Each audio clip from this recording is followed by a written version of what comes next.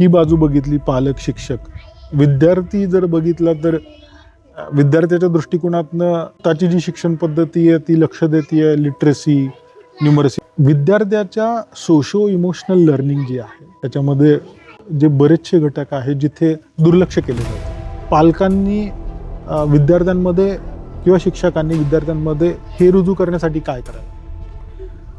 मुळात त्याच्यामध्ये मला विद्यार्थ्यांची काही चूक दिसत नाही. आहे त्या सिस्टीमचे बळी आहेत ते. सिस्टीम कोण तयार करतं? मुळात शाळा विद्यार्थ्यांची हेच आपल्याला किती जणांना मान्य आहे अजून.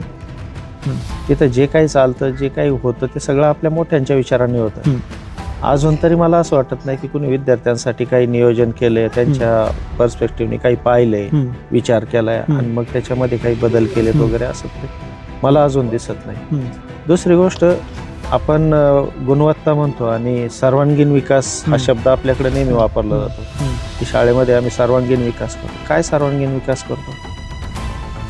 वाचणं, लिहिणं आणि गणित करणं हे तपासण्यापलीकडे आपण केलंय काय आतापर्यंत? म्हणजे साध्या गोष्टी, शारीरिक बुद्धिमत्तेकडे सुद्धा लक्ष नाही.